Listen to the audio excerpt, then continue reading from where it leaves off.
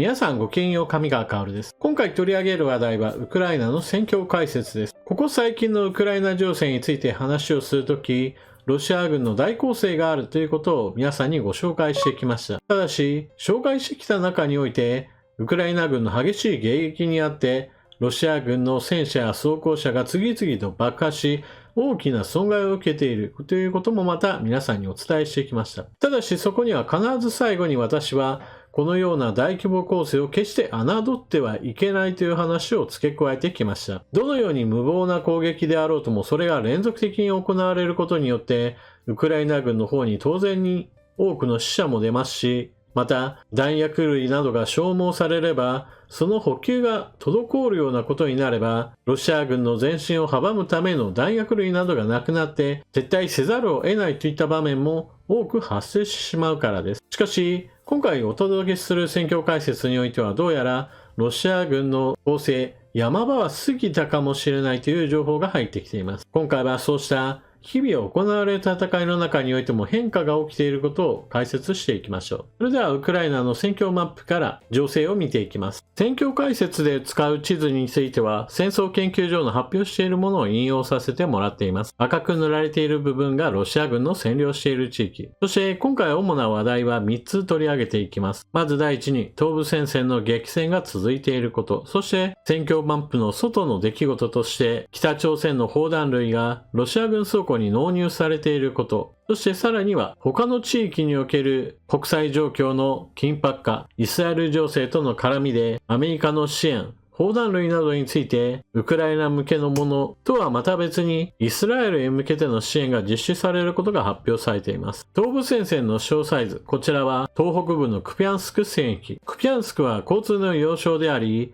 以前ロシア軍に占領されたところをウクライナ軍が奪還を果たしたところです。しかし、ロシア軍の攻勢は再びクピャンスクを占領しようと攻勢が仕掛けられています。東部戦線のこうしたクピャンスク戦域における戦いは以前から何度となく繰り返し行われてきました。というのもロシア本国が近いということもあり、物資の補給がなかなか滞らない場所でもあります。ロシア軍の攻勢に対してこれを撃退したとしても、物資の補給、兵員の補充なども比較的速やかに行われる地域であるがために、繰り返しの攻撃といったものをなかなか止めることができません。今回、東部戦線クピャンスク戦域におけるロシア軍の攻勢も活発化しているようです。次に、東部戦線のアウディウィーカー戦域を見ていきましょう。アウディウィーカーについてはここ最近連日のように大規模な攻勢が行われてきました。それに伴ってロシア軍の戦車や装甲車を次々と撃破する映像などについても皆さんにこれまでご紹介してきました。直近の大攻勢によるロシア軍の損失は戦車100両以上、装甲車、歩兵戦闘車合わせて200両以上、また、戦いに参加している自走砲や剣式榴弾砲などもかなりの数が撃破されているようです。そして、兵士の死傷者数は5000人以上に到達していると見られます。そして、現在もなおロシア軍の攻勢は続いているようです。ただし、一つ見なければならないのが、その攻撃部隊の中身です。これまでロシア軍の攻勢では、兵士を何に乗せているかといったところに注目すると、ロシア軍が苦しい台所事情が見えてきます。それは、攻勢初期においては、兵士たちは歩兵戦闘車に乗って前線に投入されてきました。歩兵戦闘車は装甲に守られ、また車両には攻撃用の兵器も積んでいるものですから、ある程度、ロシア軍としては攻勢に気を使っていた面がありました。ところがこうした歩兵戦闘車、数がそれほどなかったのか、初期の攻勢が終わって、それらが砲撃や対戦車地雷などで吹っ飛んだ後においては、歩兵戦闘車から装甲車へとグレードダウン。装甲車は、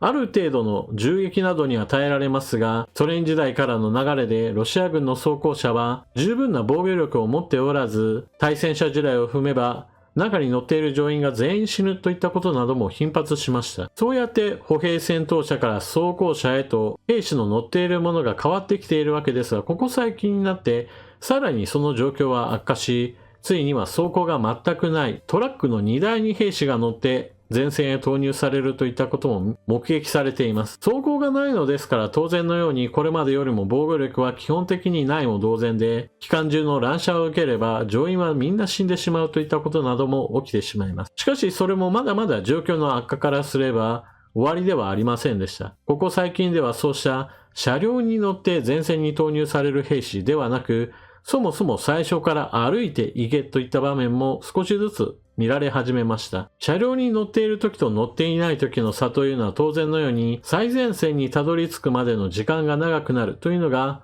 大きな問題となります。戦場においてはウクライナ軍がドローンを飛ばして状況を監視していますから、速やかな移動ができないということは、より発見され、攻撃されるまでの危険性が高まることを意味します。そのため、攻勢は続いているんだけれども、最前線にたどり着く前の段階でウクライナ軍の砲撃によって多くの兵士が亡くなるといった場面なども見られ始めました。こういったロシア軍の攻勢のその中身といったものを見てみると、攻撃のピークについてはどうやら過ぎたのではないかと見られます。ただし、毎回のように言うのですが、じゃあだからといってこれで安心かといえばそうではありません。どんなに犠牲が出ても構わないというこうした人海戦術というのは恐ろしい威力を発揮するものです。特にロシア軍の目指しているのは対処能力を上回る形での飽和攻撃を目指しているのであり、どんなに兵士が亡くなっても、それに対応するための弾薬類などを消耗し続ければ、いずれそれを上回るだろうと見込んでの攻撃だと思われるからです。今のところロシア軍に大きな損害を出していることに関して責任を問う声は一切ありません。引き続きロシア軍の攻勢がどれだけ続くかについては、要警戒です。最後に南部戦線、ヘルソン州ドニプロ川周辺の戦闘について、ウクライナ軍のゲリラ戦は継続中です。この地域におけるロシア軍は、ウクライナ軍の撃退ができず、現在もなお、ドニプロ川周辺地域における戦闘は継続中です。これが本格的な攻勢なのではないかといった観測もされていますが、もしもそうであるとするならば、それはそれで面白い展開ですが、今のところ、ドニプロ川を越える形で戦車などが現れてはいないことから、あくまでも歩兵主体の戦闘です。歩兵主体の戦闘というのはどうしてもロシア軍の方が戦車を前面に出してくることになれば対抗するのが非常に困難になりますから、決して大きな領土奪還を果たすための大規模作戦とは今のところ私は判断していません。もちろんこのような判断が誤っていて、ウクライナ軍がこの地域で大きく領土奪還を果たすことができれば、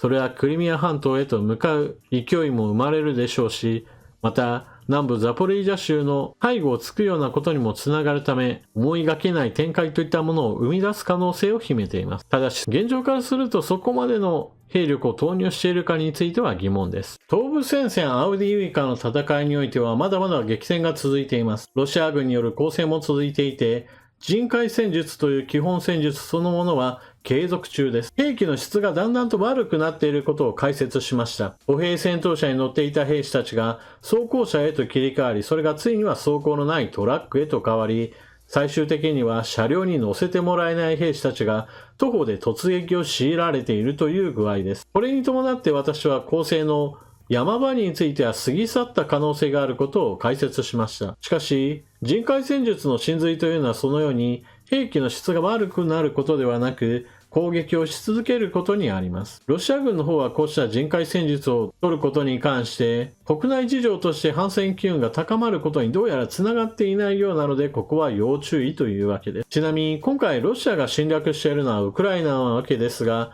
こうした人海戦術を使える国と使えない国があります。例えば日本の場合であればこのような人海戦術は全く採用することができません。自衛隊員1万人が死ぬんだけれども、それでもなお勝ちさえすればいいといった考え方は現代の日本においてはおよそ通用しないでしょう。昔の日本陸軍であれば、戦いに勝つためであればそのような犠牲も厭わなかったでしょうが、それはあくまでも時代が違ったからできたことであり、現代においては日本ではそのようなことはできません。しかし、日本ではできないこともロシアでは通用してしまうというのがまさに価値観や考え方の違いです。そのような人命軽視の国の一つとして北朝鮮があり、そのようなロシアとまさに共通の価値観を持ってこの戦いに力を貸すようです。もはや他の国からの助けがなければ戦いを進めることが困難になったロシアは、これまで制裁を受けているイランと手を組むことによって長射程のドローンなどの調達なども進めてきました。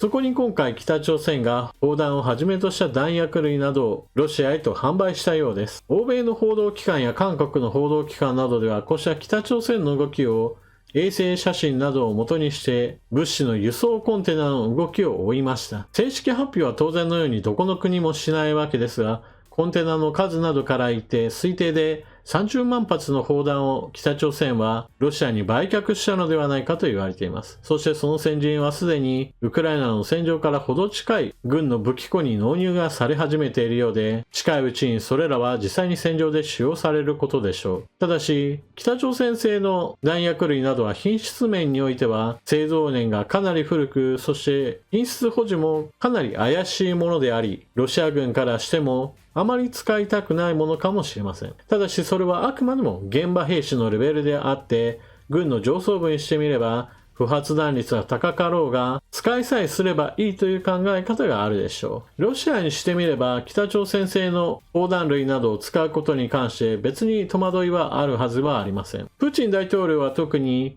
プライドをかなぐり捨ててでもとにかくこの戦いに勝ちたいという思いがありますから、中国の習近平国家主席に対して媚びへつらうことももはや気にしてはいないようです。そうした意味においては圧倒的に格下の北朝鮮に対してももはや頼み込んででも軍事物資を得たいという気持ちがあるはずです。そして北朝鮮としても国際的な制裁下の中においてロシアが軍事技術の支援や燃料の大口の供与などもしてくれるというのであれば、特に断る理由はないでしょう。欧米から目をつけられたところで、もともと欧米からの制裁を受けているので、特にこれといってマイナス面も北朝鮮にとってはないのです。一方で、ウクライナに対する支援においては、やはりイスラエル情勢の変化といったものは、影響を受けつつあります。もともとイスラエルはアメリカから毎年のように軍事支援を受けている国なわけですが、今回イスラエル軍が大規模な地上部隊投入によって大量に砲弾類などを消費するかもなということもあって、ウクライナ向けに予定されていたものを一部イスラエル向けへと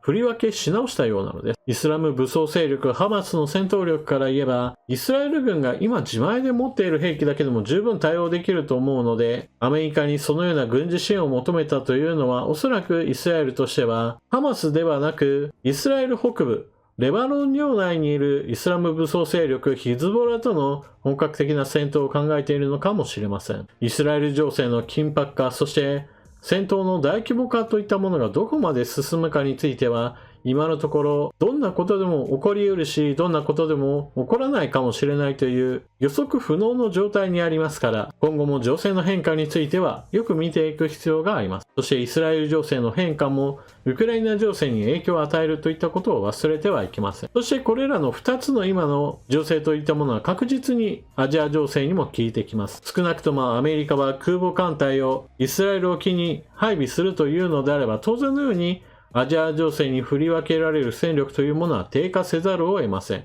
いわゆる抑止力の低下といったものは、それに伴って抑えられていたものが吹き出す可能性を秘めているわけです。といったわけで今回の動画はここまで。ウクライナの東部戦線におけるアウディーイカの戦い、これまで何度となくご紹介してきましたが、ロシア軍の装甲戦力がかなり減少し、歩兵を前線に投入する際の兵器の質は明らかにグレードダウンしています。これをもってして私はロシア軍の大攻勢山場は過ぎたのではないかと今のところは見ています。あとはウクライナ軍の補給がどれだけ持ちこたえられるかが東部戦線における戦いの趨勢を決めることとなります。それでは動画最後までご視聴いただきありがとうございました。チャンネル登録していない方はぜひともチャンネル登録していってください。そして動画を見よったら評価ボタンのクリックと役に立ったなと思う方はぜひとも他の方にもお勧めしてください。それでは次の動画でまたお目にかかりましょう。またね。